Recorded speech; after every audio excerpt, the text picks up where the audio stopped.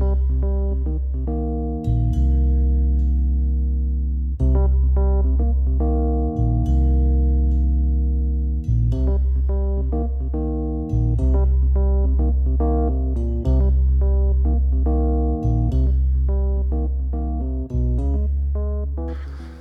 and welcome to Grouchy Old Geeks episode 35. My name's Steve, my co-host is Scott.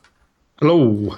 This episode we're going to kick off with some news and reviews, and then we've got a fun main feature that we developed all by ourselves, and no one has ever done this before, but we'll come on to that in a bit. So, what's new, Scott? What news have you got?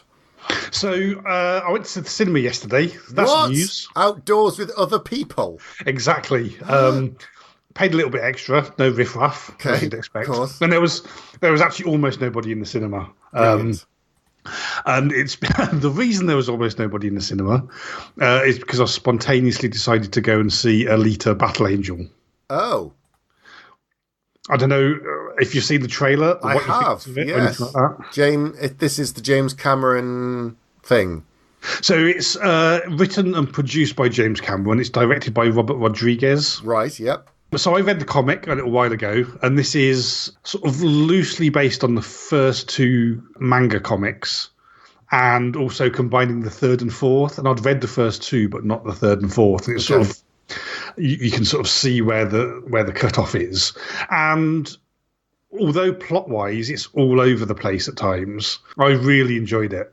Okay. I really thought it was excellent. I can totally see.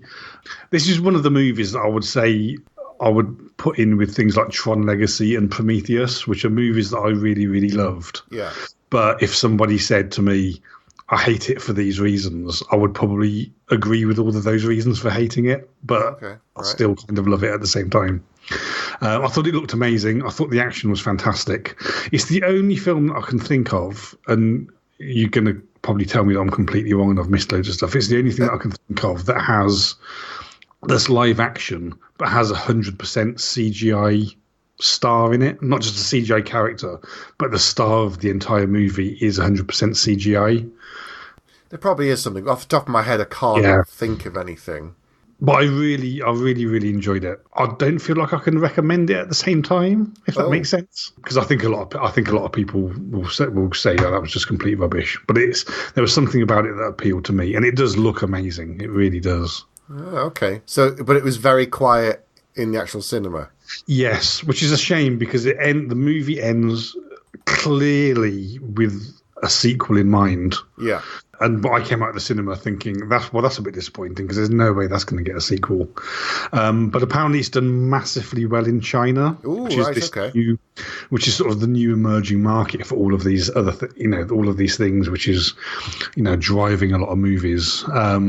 So there's still kind of hope out there that China has possibly rescued it for a sequel because, like I say, it was clearly finished with the aim of doing a sequel, which I'm hoping happens. Okay. So interesting. Yeah. Okay. I've got a couple of interesting bits of news about TV and stuff. So, an old show that's being redone. They did a brief teaser of this at the Super Bowl, but now CBS has released a full trailer for the new reboot of The Twilight Zone. Yeah, I knew that's what you were going to say. So what do you think to this? So this is Jordan Peele, executive producing it. I'm not sure if I think he's the host as well, I think. Right. And we know he's done interesting films like Get Out and I can't remember the name of the new one that he's working on. So he's got a very unique view. He's incredibly good at comedy because he had the Key and Peele sketch thing for years. And he's obviously got a love for this show. So, on the one hand, another reboot I'm just kind of bored of. But on the other hand, it looks interesting. He's got a fantastic set of guest actors in for all the sort of episodes. I'm curious, but I'm not sure. I'm not desperate to see it. What about you? So the first thing I would say is it's a weird thing to do a trailer for, right? Because the whole point of the Twilight Zone is every episode is completely different, has different actors in it. is directed by a different person, is written by a different person. So it's a difficult thing to say, I'm really looking forward to this, because the whole point is every episode is going to be completely different. It's an anthology show, so... Yeah, but I think... And we used to have a lot of them, and we don't really anymore. So in the last episode, we talked about Bandersnatch, which is part of Black Mirror, and that's really the only anthology show that's current that I can think of at the moment. But if we go back to the time of the Twilight Zone, we had the Twilight Zone, we had the Outer Limits, there's Alfred Hitchcock Presents. There's all of these things that do these anthology type things. So I think it's really a really interesting idea, and the trailer looked good, but again, the trailer isn't trying to sell you, our story is going to be about this, and these are the characters that you want to get to know. So it's a weird trailer because it's by definition kind of disjointed. Yes. But Get Out was a Twilight Zone episode to me, in the sense that it's kind of something that would fit very well into the sorts of stuff that the Twilight Zone does. Mm-hmm. So the fact that Jordan Peele is behind it is really good. It would be really great. One of the things that they did fantastically in the Twilight Zone and the Outer Limits and things like that is they would let like really famous sci-fi authors write an episode. Right. And we had all sorts of great authors do the Twilight, do episodes of the old Twilight Zone. And so the idea of having people that wouldn't necessarily be famous enough or willing to commit to doing an entire season's worth of stuff, including with directors as well, giving them a single episode and just seeing what they can do, I think is really exciting. Yeah. What do you think? It's difficult from that trailer to be excited and really be kind of think, oh, that looks brilliant, because it's not. So I'm viewing it in the same way as I view Black Mirror. It's interesting. I'll probably watch it, but it's not something that I'll have a massive following for. Mm-hmm. I can't invest in the characters long term because it's one and done. I mean, I've still got some episodes of Black Mirror that I haven't watched because I can't watch more than one at once because it's so bleak. Yeah. So I think it's an interesting thing to dip into, and you just want something for a change, but it's not going to be like, oh, the next episode of, I don't know, Titans is out. Oh, brilliant. Right, I've got to watch that because I'm really enjoying this season. It's that kind of must-watch TV. So I think it's an interesting thing, but not I have to absolutely watch it straight away. It's really funny. Before the trailer for the Twilight Zone came out, I was actually thinking about the Orville, because I'm currently completely obsessed with the Orville. Mm-hmm. But I was thinking about one of the things that I like about the Orville now. So going back to the days of Babylon 5, one of the things that we raved about with Babylon 5 is it's this ongoing story, right? It's not episodic, it's this ongoing story. And nowadays, because we live in a post-Babylon 5 world, all of the stuff that we watch nowadays, almost all of the stuff that we watch nowadays is this ongoing story. Yes. Daredevil and, anything. Everything. Pretty much everything. Every season has sort of an overarching storyline, and TV has become like a really, really long movie in some ways. And I was actually thinking that one of the things that I really like about the Orville, one of the things that makes me want to sit down and watch it every week, is that it is episodic, because it's like I'm excited to see, well, what's going to happen this week, because there's no continuity there. It's like, well, I wonder what crazy thing they're going to get up to this week. And that's kind of the appeal to the Twilight Zone as well. It's not going to keep you watching it because there's nothing to make you come back the next week, if you know what I mean. It's like, you don't need to say, oh, I want to know what's going to happen to these characters. But the fact that, every episode could be completely different and you've got no idea what sort of direction they're going to go in with each episode. I think now that's the original idea nowadays, right? It's really funny. It's like we were so excited when stuff had started to have overarching storylines. Yeah. It was so refreshing. And now, actually, because everybody does that, it's almost a refreshing idea now to have something that's very episodic or an anthology show. So, I feel quite excited about it. But like you say, it's not necessarily something that's going to keep you coming back week after week, because you're never going to be invested in it. Yeah. Okay. What other news have you got? So something that I'm really excited about is one of my favourite trilogies of all time. Well, there's a fourth book now. I've not read it yet. Is his Dark Materials by Philip Pullman. Yes. I absolutely loved them at the time when I read them. I thought it was some of the most brilliant stuff I've ever read. And then there was a slightly disappointing movie with starring Nicole Kidman and Daniel Craig that sort of covered the first book, and because it didn't do very well, because it wasn't very good, they never did the second and the third books.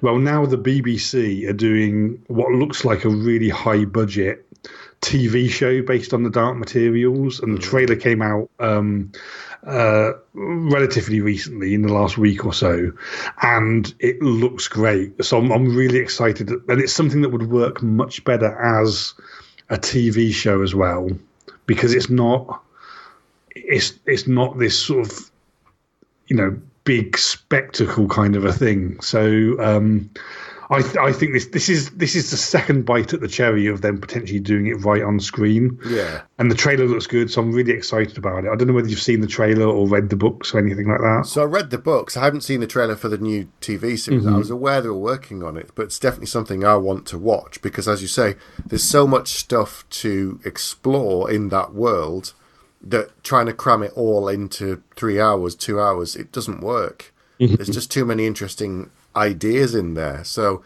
yeah, I'm really looking forward to the BBC dramatization of it. Right. Superhero films, they're pretty much everywhere these days. And you know, they're dominating the box office with Marvel and all the rest of it. Here's another one, but it's something a bit different. So, the film's going to be called Samaritan. Have you heard anything about this one? It rings a bell. I can't think off the top of my head. So, Sylvester Stallone is going to star in this film. Okay. So they're saying it's being dubbed as a dark, fresh take on the superhero genre. And they're saying the story centers around a boy that learns that a superhero that's been missing, who vanished, 20 years ago after a massive sort of battle, is apparently still alive. Right. So all we know that's about all we know about it, and the fact that Stallone is on board. He's attached to star in it, and his company will produce it as well with MGM. So we don't know if it's based on anything. We don't know who else is involved or when it's going to come out and stuff. But it's the fact that you've got a guy who's, an older gentleman, starring as this superhero is an interesting twist. Cool, yeah, it sounds really good. So he was in Guardians of the Galaxy 2, wasn't he? Yes, that's right. So given that we're not going to get a Guardians of the Galaxy 3, then it'll be interesting to see him in something else involving superheroes. Yes, they keep saying they might be doing a 3 now, but based on James Gunn's script, but it won't obviously be him directing it. But they haven't really announced a date for that yet, so who knows? But yeah, I'm looking forward to it because Stallone's been doing some cracking films lately. Yeah, he's definitely had a big revival, hasn't he? Yeah. So yeah, another different thing and something outside of the Marvel and DC universe is worth a look. Yeah, awesome. So the only other bit of news that I had was we're starting to hear more and more, particularly to do with casting, about Denis Villeneuve's Dune film due out in 2020. Oh, yes. And it's basically starring everyone, as far as I can see. Pretty much, yeah. So Jason Momoa came out recently. Josh Brolin is in it, who played Thanos. Oscar Isaac, Javier Bardem, Dave Bautista, who I thought was really great in Guardians of the Galaxy, but I thought was absolutely fantastic in Blade Runner 2049, even though he only had a small role. That's right, yeah. So yeah, it just looks like Denis Villeneuve is one of these people that isn't doing these films that have, they're not billion-dollar films at the cinema or anything like that. But I think everybody just thinks that he's fantastic and wants to work with him. And I would agree with that. So, yeah, the casting looks absolutely fantastic. I'm really excited about it. But it's going to be 2 films as well. Yeah. Because originally they said it was 1 and they said 2. And I thought, hang on, I went and checked into the original stories and they've all said, as far as we know, it will be 2 films. So that one will cover probably like the first half of the first book. Mm-hmm. So very excited. It is probably my favourite science fiction novel ever. Mm-hmm. So I'm very invested in this. I've watched the original film many times, and I love the miniseries that Sci-Fi did. That's probably my favourite, actually. But yes, he's such a visionary director, and he's the right person, I think. Absolutely, if anybody can pull it off, it's him. He's absolutely the right person to do this, without a doubt. Yeah, just really exciting. But yes, it'll be 2020, I think. Yeah, it'll be out next year. So that'd be really cool. Really cool. Mm-hmm. The last bit of news that I've got is Greg Rucka is having a bit of a good run of late. A lot of his projects comic book projects are being picked up for adaptation. So Lazarus, I think, is in development for a TV series. They've been talking about some of his other projects, Queen and Country. The latest one is quite a new project. It's called The Old Guard. It's a comic book series. Have you heard about this? No, I haven't. So it feels a little bit like Highlander, but it isn't, in the fact that some warriors throughout history, or just some people, can't die, and it's not a case of they all have to fight to the death, but they're these people that in modern day go around together doing jobs for people, or for themselves usually, but they all come from different periods of history. So one woman might have been around since Roman times and she just can't die. She'll eventually get back up and carry on. Another guy's from like Vietnam. Another guy was, like first century or something. So there's this group of people called the Old Guard. And Netflix have secured the rights to do a feature film. Cool.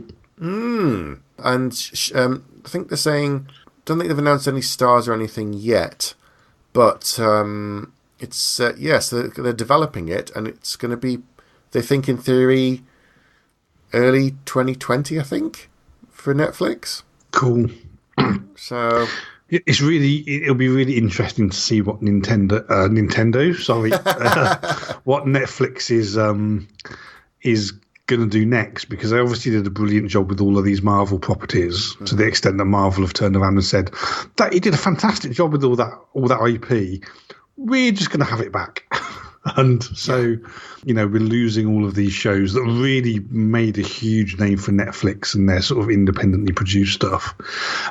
So we know we've got Mark Miller's the Millerverse stuff that he's doing. Yep. And now we've got Greg Rucka on board. So it's cool to see these sort of new this new stuff coming out that's going to hopefully replace the brilliant job they did with the Marvel characters. There's rumours that we might be getting some of the Marvel shows back in another way, but I think it's until I get final confirmation, absolute proof that it's going to happen, I won't believe it. But there are rumblings in the background. But there's always rumours about something. But did you see the fans bought an advert in Times Square to save Daredevil?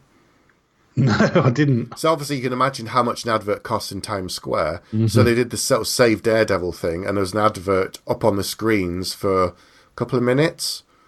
And the fans paid for that, basically, because they just loved it. And it's like, wow, okay, fans are putting the money where their mouth is. They really want it to come back. I hope it does. I mean, that's really cute, right? But Netflix is having to turn around and say, look, believe me, it wasn't our choice. Yeah, it's not their wish. But I think they also want more original content, which is why they bought things like the Millarworld universe to get all of his books going forward, and they're producing a lot more original content, films and TV, so they don't have to pay someone else, and they get to keep more of the money, I think. That's the bottom line. Yeah. Anyway, do you have any more news, or is that it? That's it for me. That's for me too. Let's move on to the main feature. Okay.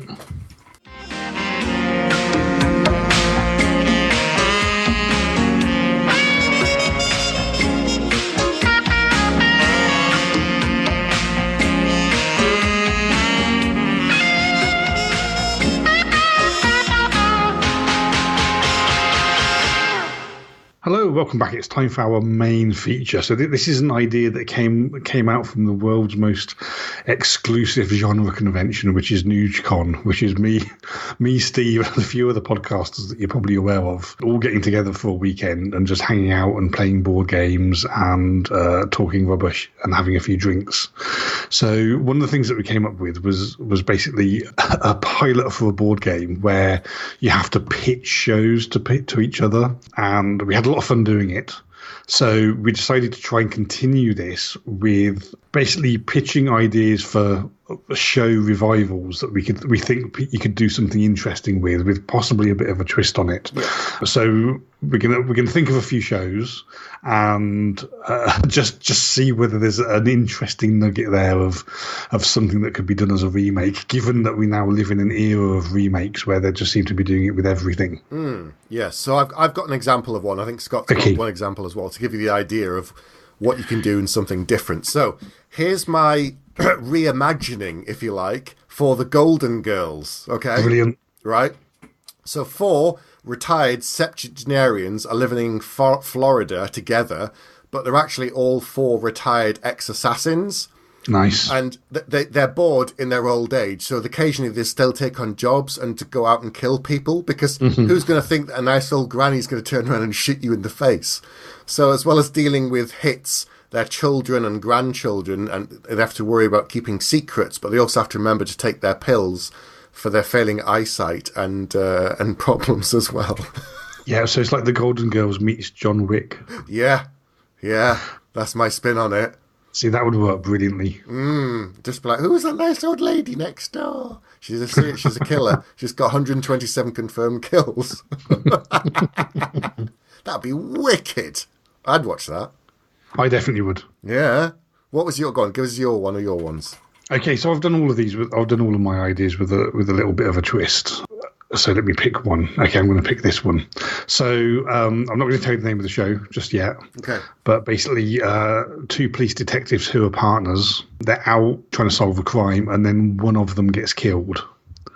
And then the other one they were such close friends. The other one suffers such terrible mental anguish that his mental health starts to break down, but he becomes absolutely obsessed with solving his partner's murder, and his obsession becomes so high he ceases to be able to differentiate reality and these visions that he's getting, and he keeps envisioning that his old partner is coming back and haunting him and basically telling him to solve the murder, but he has no idea whether his partner is really alive or is really a ghost and is haunting him to help him solve the murder, or whether actually he's just becoming more and more unhinged and deranged. So this is my remake of Randall Hopkirk Deceased. Yeah.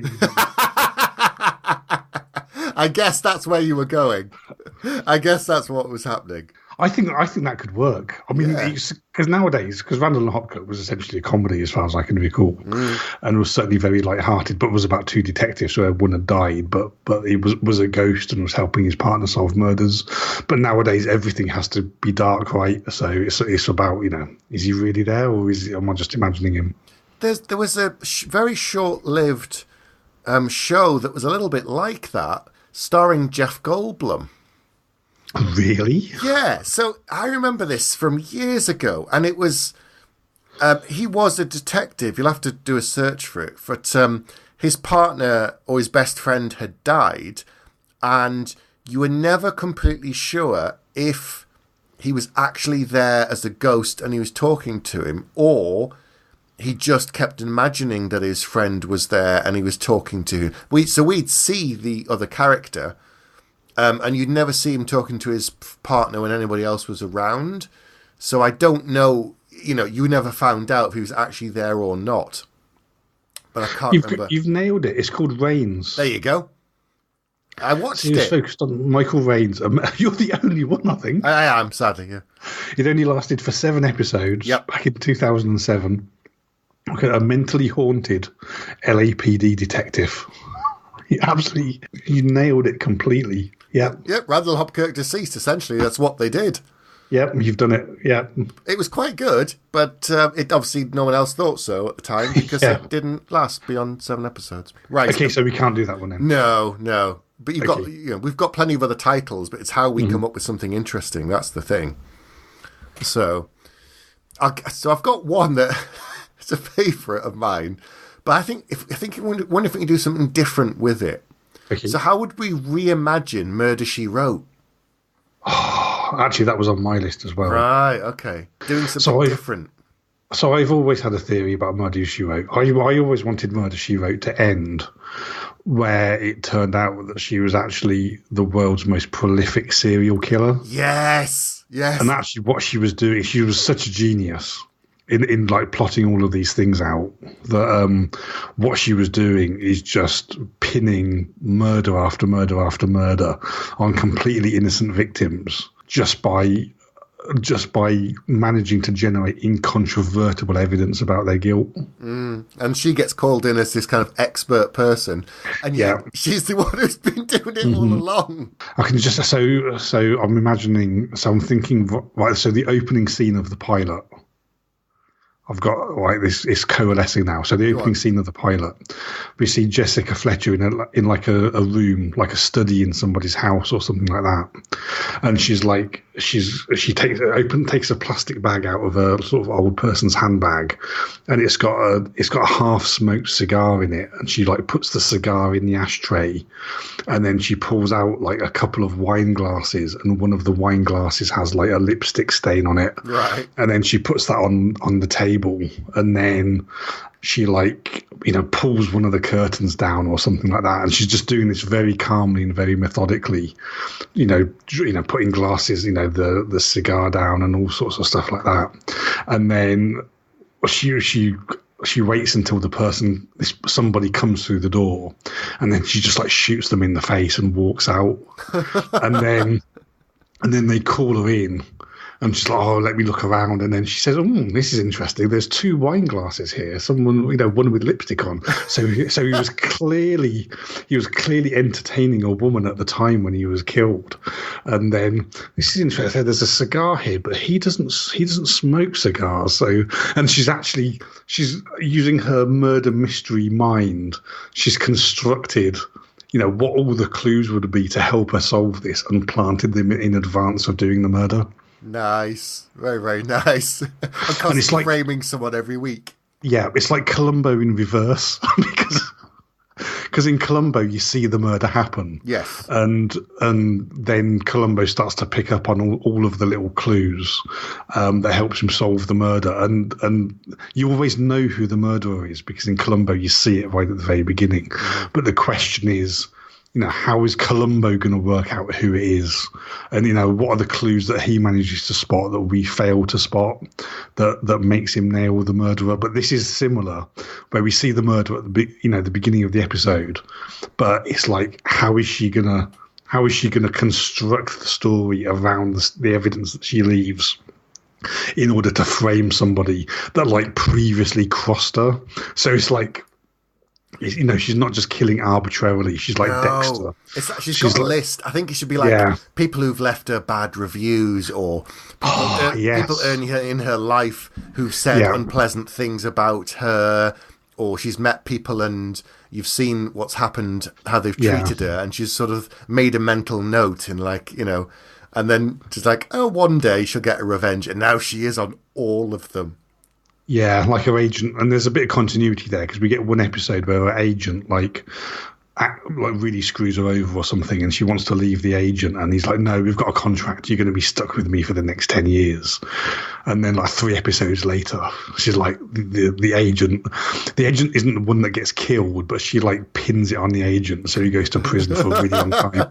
And the thing is that he manages to figure out that it's her that's framed him. Mm-hmm. So just as he's getting marched out in cuffs, they just like make eye contact for a second. And who's going to believe him compared to the legendary famous writer and expert witness who helps the police solve crimes, Jessica Fletcher? He's a convicted killer.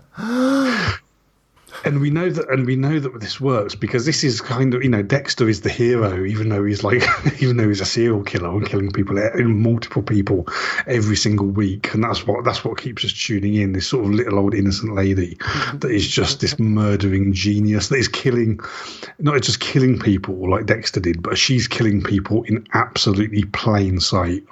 Yeah, that'd be brilliant. That would work really well, wouldn't it?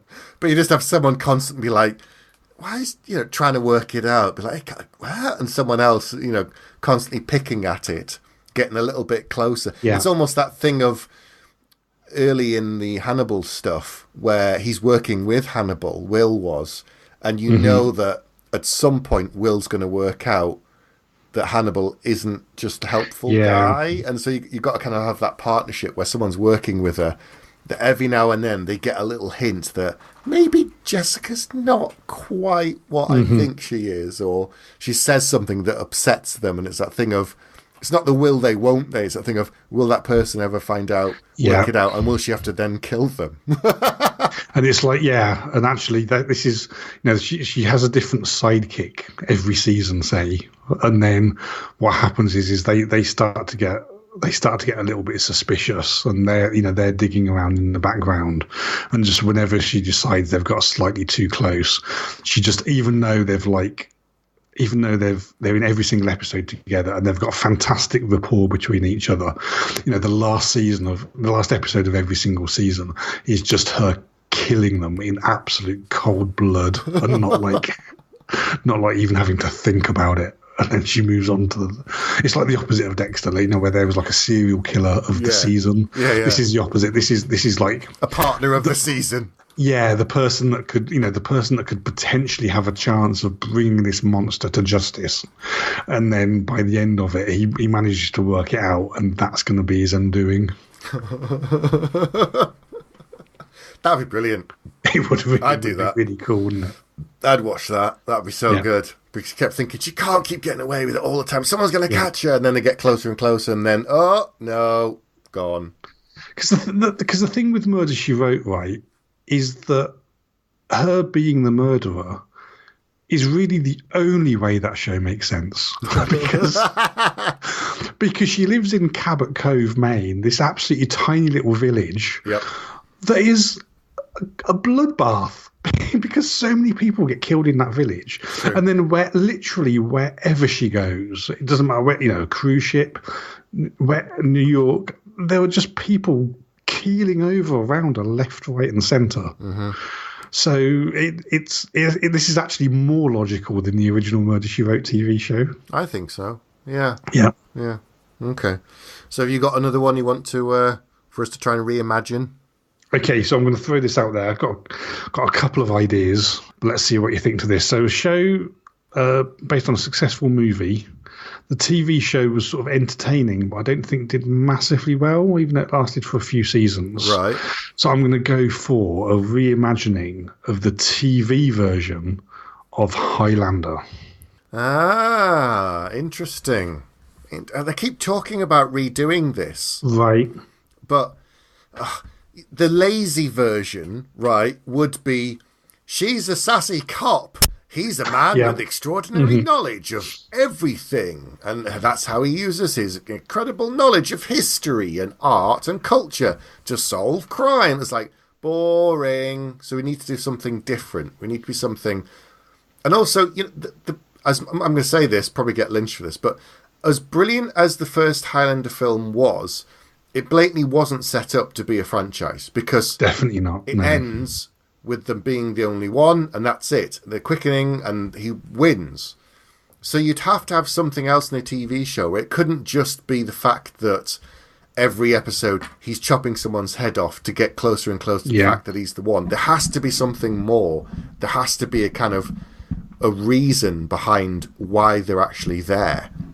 So I was thinking this through, and I reckon potentially the key to this is actually looking at what they're doing from the point of view of somebody other than the immortals that are fighting. Right. Because basically, it's a really sinister idea when you think about it. You've got these immortal aliens that are fighting each other to the death until there's one left who can become basically the despotic, unelected ruler of the whole planet. Yeah. And it's like us humans are expected to just fall into line when that happens. So actually the idea that we could follow these immortals and get to know some of them, and some of them are going to be completely evil, some of them are going to be sympathetic, but essentially they are not on our side and they're not good for us. So actually the idea of actually telling it from the point of view of like kind of like a secret society that knows that this is going on and is trying to stop it and is trying to investigate them in order to actually prevent Ragnarok happening, when potentially an extremely evil immortal takes over and just causes complete chaos. There's potentially an idea there, I think, that actually we think it's, in the show, we think it's cool because he's doing all this really cool stuff, but actually the idea is really sinister when you take a step back and think what's going on. Yeah, yeah. So who were the famous warrior knights that were eventually killed off by the church? What's the name of them? The Knights Templar. So there was a rumour back then that they had a secret, something that they were kept, and people have made all sorts of stories up about this and written lots of books and things. So what if the secret was that they found out about what was actually going on, and the secret society that still exists now, that disappeared then, that was apparently killed off by the Pope and everybody else at the time, was he didn't kill them off. He says that he did, but he has then found out what the secret was. So in theory, he said, oh yes, we killed off all the Templars, but they're the ones that are investigating what's been going on, and they have been since that time. So they're the secret society that still exists. That the church is aware of it, at some level, high level, the Pope is aware of it, and he's basically the person that's trying to steer and control and stop the immortals from achieving their ultimate goal and from guiding humanity. Yeah, I like that, because I think the rumour about the Knights Templar is they became, because of what they were doing, they became phenomenally rich. Very powerful. And it was that power that the church found threatening and wiped them out. But then there's this rumour about, that treasure must be hidden somewhere, which is why people are still obsessed with them. But yeah, actually, they've that's not what's happened. They've at the bequest of the Pope, because this is so damaging and so sinister, they've essentially gone underground. So they're like the special forces arm of the church, where these people are actually, incredibly highly trained, but they've got all these traditions that's been handed down to them for hundreds of years. But really now they're, absolute badasses, and with all of their technology as well, with all of their money as well. Yeah. They can buy all the best technology. They're like a few dozen versions of Batman, where they have all the best technology that's years ahead of anything else that we have, that allows them to investigate what's going on and to try and bring them to justice. And here's the thing, as well as if all immortals run around carrying bladed weapons, Knights Templar, come on, they've been training since then. Obviously, they don't have someone who's been around since that time, but as you say, they've got all the best technology and all the best access to all the best people in the world. So at some point, one of them is going to come up against an immortal, and they might stand a bit of a chance because they've got all the latest kit and they've been training for this purpose their entire life as well. That would be awesome, like a super powerful immortal. So you're right. The Knights Templar, they just don't bother with guns at all, because they're just no use in this particular situation. Yeah. But they're expert sword fighters, and normally, one of them versus an immortal, they've got absolutely no chance. But you're right, because they've got all of the tech on their side. They can use that to their advantage. That gives them maybe a slight fighting chance. Yeah, that would be like a couple of them against the mortal. Maybe they can break even. Maybe. Yeah. That would be wicked. But do they want it? But then the challenge is they don't want to kill them, do they? Because if they kill them, that's actually taking them one step closer to this Armageddon, when there's only one left that takes over the planet. So there's a Supermax prison buried under the Vatican, where they're locked in. Yes, that's right. It's inside the catacombs of the Vatican, is guarded by elite versions of the Knights Templar is, this, you're right, this absolute, so high technology supermax prison. If the worst happens and one of them escapes, they'll just destroy the one lift back up to the surface, and they're so far down that they'd have to dig physically with their hands through miles of rock to get back to the surface. So it would take them a long time to do it, even if they But it escaped. happens, right? It doesn't happen in season 1. That's at some point. That's like the season 2 closer, I think, when they start to get out. Yeah, someone gets caught on purpose. Yeah. And then starts a revolution of the other immortals who've been captured. And it's like, blow the shaft, and they blow the whole thing and bury all of them under miles and miles of rubble. And they're like, well, we knew this would happen at some point, and they're ready for it. But at the same time, the immortals are now digging their way out from a 7-mile grave under the surface. Yeah, but then that the danger is now that the cat is out of the bag, because they don't want to let humanity know that these immortals are running around. But they're now all they've now escaped from the Vatican. They're running all over Rome, so they're trying to contain what's happening at the same time, actually bring all these immortals back. They could spin it in the media. They can say they're terrorists. They could say they're part of a new terrorist organization. So there's all sorts of ways that the media and social media and stuff can spin it, and fake news that the Pope and the Vatican can use to their benefits. So, see? Yeah, I love it. That sounds wicked. It does. I'd watch that. That'd be brilliant. So I've got a title for a show that you and I both watched a lot, but I actually haven't got any ideas for this at all. I want to kind of brainstorm it, because I think there's something there, and I don't think this is a show that anybody's talked about bringing back. One way, because it doesn't really work in its original state today, but I think there's something there that you could do something different with. Okay. And this is Midnight Caller. Oh, interesting. So tell us about Midnight Caller, because I'm guessing some people might not have heard of it. Yeah, so the original Midnight Caller is that it's about a guy who works as a late-night radio talk show host. And he used to be a policeman back in the day. And it stars Gary Cole? Yeah. Is that right? Yeah, Gary Cole as Jack Killian. So he's a former police detective.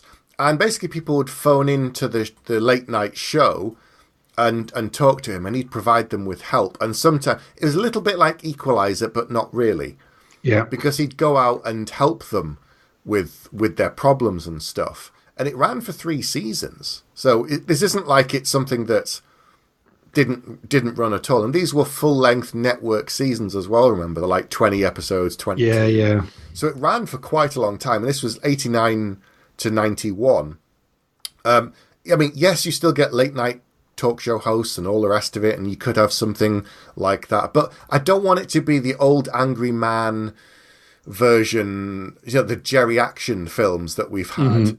Like, they've redone Equalizer, and that was great with Denzel Washington. Really enjoyed it. And the second one I haven't seen yet, but I've heard it's not as good.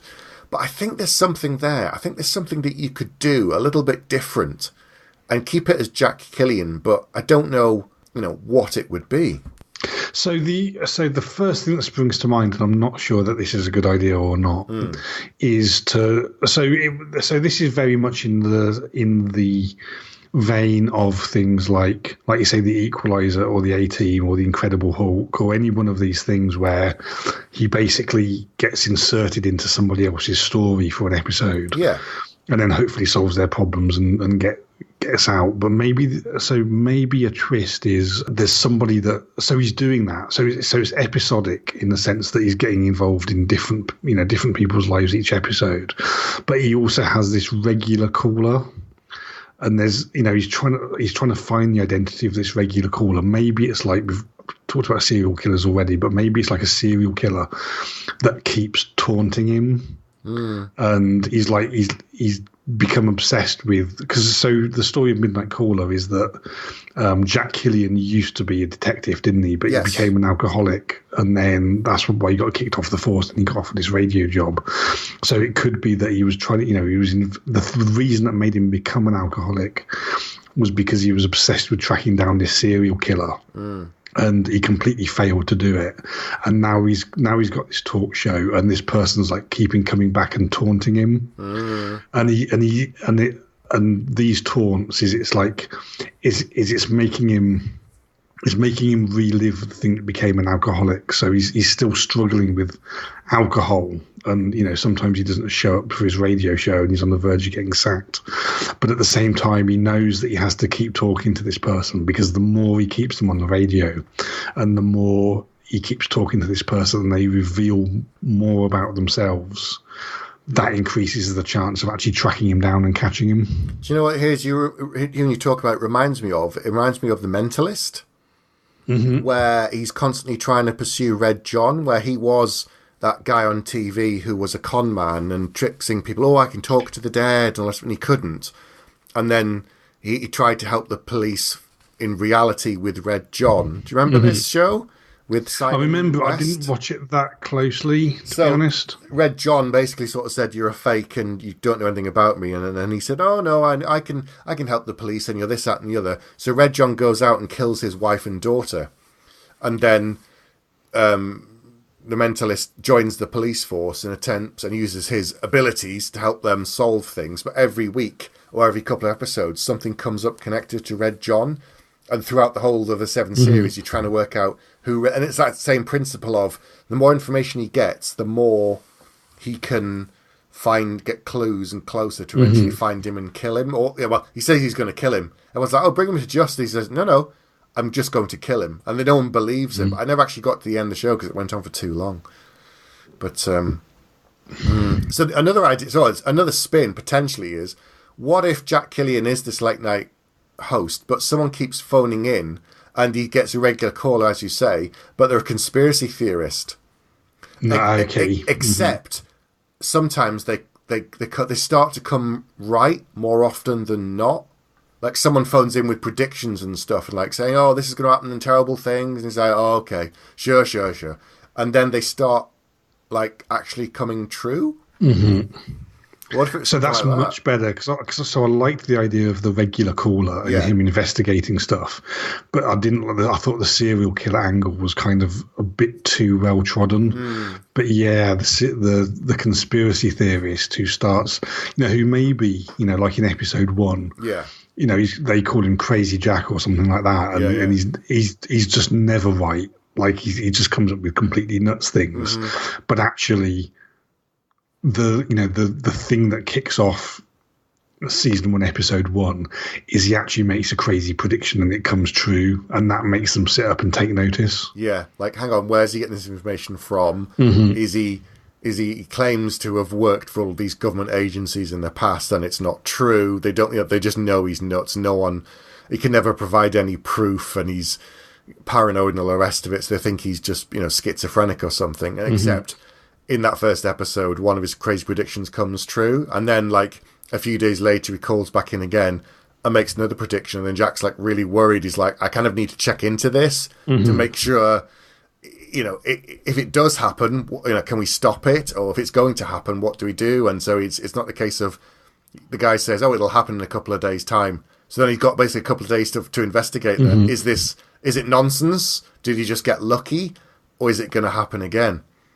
And the calls are never specific enough that he knows exactly what's going to happen. It's just kind of like vague clues and hints and suggestions that causes him to start to get involved in people. Almost a little bit about like person of interest. Like he knows the rough direction that he needs to look in. Yes. But he doesn't know exactly the situation and why he's having to investigate these people.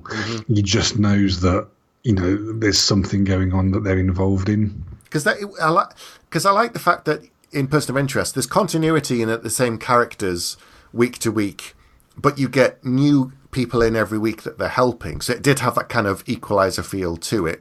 But by the same token, you've still got the overarching story of there's something else going on. So it could be that some of the conspiracy theories are just really minor, or they point to one thing, but when he gets there, it's something completely different. And then the other times it could be that there's something behind all of this. It's not just the fact that where he's getting the information from, but he starts to see a pattern that someone's doing something.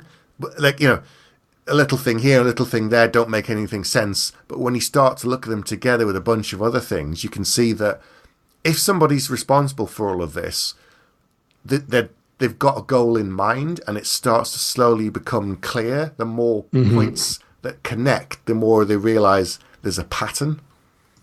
Yeah, I like it. And it's sort of like an X-Files kind of idea where this caller's deep throat, but it's happening. So the interesting thing is as well that it's happening out in the public eye, right? This guy's phoning a radio station. Exactly, So he's doing the investigation, but actually other people are starting to take notice of that these predictions are becoming more and more true at the same time as well. Yeah, I mean, like, the people on the radio show would love it because the ratings will go through the roof. Everyone will start listening. Other people will start sending him clues, and people will start feeding him information. So if he starts going out and investigating it, people will be constantly on social media. There'll be groups setting up. There'll be other conspiracy theories. There'll be forums. There'll be YouTube channels. It'll all start spinning out and start creeping into the media. The more that these things are happening, the more they come true. Or then there's something of, why does Jack Killian keep turning up at these places? And how does he know? And then the police get interested as well, because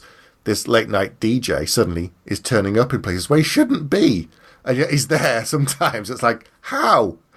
So, you can't keep anything a secret these days. So that kind of spin-off effect of it suddenly just blossoms into something very different very quickly. And also it would stop you from having that 22-episode slog. Because it's that thing of, after a couple of episodes and 3 or 4 of these predictions are coming true, people would notice. So it would be like a tight 10-episode, 12-episode thing. And by the end of, like, season 1, you start to see what the pattern is, and you realise there's something much worse coming. And but then the thing of, is the person behind all of this steering us towards it or away from it? Yeah, I like it. Because then, so the question is he... Are these things? Is he making these things happen by giving these clues out, where people start investigating stuff, and it's almost like a self-fulfilling prophecy kind of a thing? Is Jack making it worse by helping stuff, or is he making it better? Should it, what's it pointing towards, and should it to be left alone or not? And at the same time, the internal affairs person that got him sacked from the police thinks that Killian is involved in this. Thinks he's doing it. Yeah, actually starts to harass. When he leaves his show at night, he's there waiting by his car, and he's like, "I know you're behind this. I'm coming to get you." He thinks he's involved with the caller for phoning in. The two of them are working together to do this. Cool. Yeah. Do you want to do one more? Yeah, I'll do one more. And again, I've got absolutely no idea what to do with this. But this was a great show at the time that I really loved, and the show is a twist in and of itself. But the thing that makes me think it's worth revisiting is it was a completely episodic show. So it was, different every single week, had the same conceit to it.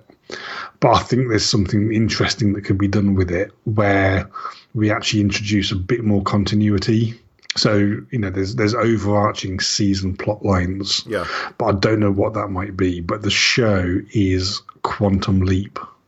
Oh, yes. Yes, absolutely. So in the original concept, he could only leap within the span of his own life, which makes sense up to a degree in that, if he goes before he was actually born, how's that physically possible within the realm of the story itself? It's it's that thing of Doctor Who when it says all of time and space, and yet it always seems to be a very narrow window. So having Quantum Leap go through all of time, I don't know if that's a good thing or not. I don't think if that would make the show more interesting or not. No, I don't think it would, because the fact that he was leaping into the bodies of sort of relatively contemporary people, I think probably makes it work better. The thing that I think we can improve on, right, one of the best shows of all time, is there was no continuity there from episode to episode, and actually something linking the people where there's some sort of level of growth, and him unveiling this mystery of why he can't get home, because the opening credits, when they talk about Sam Beckett's jumping into the bodies of people in order to solve their problems, and it's like he's always hoping that the next leap will be the leap home, but we know that he never gets home, and why is he, what power is sending him from person to person, and why is that happening, and what's the bigger picture? And I'm not really clear on what that is. Maybe you do the person of interest thing where he's in a future that's an absolute disaster, but he's in with a super AI, and they're in like a time bubble, essentially, that the AI knows that certain people in history, for whatever reason, have a butterfly effect on it. And that if he goes back and fixes certain things and steers certain things and then comes back every time to his present, the future, and sees whether or not it's actually helped things or not. Now that's really good, and I like the idea of the butterfly effect, because you could also, he could jump into somebody in the 1980s, for example, and solve something, think he solved something, but then he goes into the 1990s. And the apocalypse has already happened because of the knock-on effect of doing that, and so they're constantly. So it doesn't have to be, because in the show it was always he would help somebody out, but it would never change things in the future. Yes, but it's almost like sliders a little bit, whereas he'll change something, and then the next time he jumps ahead of that, it might be the 1990s that we're used to, but there's some weird twist to it because of something that he did in a previous episode. Yeah, that he didn't anticipate, and it's the same thing of Ziggy. It was Ziggy, the massive AI, that was sending him around. That's right. Yeah, and it's the same thing this time, except that even she can't calculate everything because there's too many possibilities. So they're sending him back, and he's trying to fix these things, but they can't always anticipate the repercussions. So even though they know certain people are trigger points in history for whatever reason, and he's making very slight course corrections every time it ripples, and so they're never going to get a perfect version of the future, but they're trying to get the best version of the future. Yeah, so they're constantly tweaking, and then his pal Al, who's is there as a hologram, so he's not tangible, but he comes and sort of gives him advice from time to time. It's like, can Al really be trusted? Has he got? Is there? He's there representing the government that funded this project, and he's advising him to do particular things. But why is he advising him to do that? Is there some kind of ulterior motive that, maybe you shouldn't listen to him every time. Maybe you should try something a little bit different and see how that works. So he's completely dependent upon him to survive, but at the same time, there's an element of mistrust there as well. Plus, you could also, because Al was always there to help him do something. What if Sam has to go back and basically make sure something else happens? So it could be that he has to make sure that somebody else dies. Because Sam went back and saved people in the original show. That's what he did. He went and helped people and he saved them. But what if certain people have to die? Yeah. And they'd say, in order for the future to be better. And Al says, okay, so-and-so got saved by this person who got hit over by a truck. You have to make sure that this person dies. And it's like, oh, hang on. Why? Well, because of this, this, and this. It's like, can I really trust Al? And is that actually going to help? Because, so-and-so dies, and then person's on their own as a kid, and they grow up and become an entrepreneur, and they develop this thing that helps technology in the future. And he's like, if he's got his parents, he won't be challenged, he won't be pushed, he won't, be an entrepreneur, and he won't get to do all these things by himself. Therefore, the child has to be kind of put through a harsh thing. Whereas Sam's going, hang on, that can't be right. Surely if we can... Yeah, so he has this moral dilemma of, potentially saving billions by killing two innocent people. And he has to make sure that they die, because in the future, that person's technology could radically change medicine and help everybody. But if he's coddled, he'll never drive forward. But Sam's arguing the case of there must be a third way. Yeah. And then every so often he crosses path with another leaper that has completely different motivations. You know, they might be trying to save the world in their own way as well, but they've intersected at this. There's this particularly important point in history where each side is trying to manipulate the future to their own ends, and they're competing against each other to change the future in one particular way. And sometimes Sam wins and sometimes he doesn't, and then they see the impact of when he fails to change the future in a particular way, and that gives you some idea of what the motivation of these other leapers are, how they're trying to, you know. So maybe in this sort of post-apocalyptic world, there's been a nuclear war between like America and Russia or something like that, and there's representatives from both of those superpowers trying to make sure that the future ends up the way that they want it to go. Yeah, and not the other side. Yes. That would be good. It's a little bit like Travelers, not completely. There are some parallels there, but it's obviously a lot closer to the original Quantum Leap too, so that which came first. So, cause it's that thing of there are certain shows from the 80s and 70s and stuff that there's something in them that still hasn't been tapped, and it's not a case of just doing the same old. It's using that concept and doing something a little bit different that, you know, always interests me. Just steering it ever so slightly to one side or the other. That's what interests me a lot of the time. Yeah. These are all really cool. Even if I say so myself, these are all really cool ideas. So, yes. So what do you think about some of our TV shows? Would you watch them? I would. But we would, but then again, we came up with them. So there you go. Much more importantly, what ideas do you have for twists on reviving a classic TV show that you'd like to see remade? Yes, and how would you do it? Come on to the forum, Grouchy Geeks on Facebook, and let us know. You can email us your ideas, grouchygeeks@gmail.com, and let us know. Maybe if we get people sending stuff in, we can talk about them in an episode or two. And I think this is like the directors thing that we did. This is an episode, a main feature that we could revisit in the future. It's certainly. I didn't even get to my idea for Cheers yet. And the Wonder Years. I've got some crackers. Anyway, but see, there's loads of potential you could do. Like you make Cheers really dark and like sinister. But anyway, I'm not going to share that idea. Oh, right, yeah. So let us know what you think. Come onto the forums, as we said. Email us. Don't forget to check out the other podcasts on the Geek Syndicate website. And would you watch that version of Quantum Leap or Midnight Caller or any of the others? Murder, She Wrote. Yeah. Anyway, in the meantime, it's good night from me. And it's good night from him. Good night. Good night.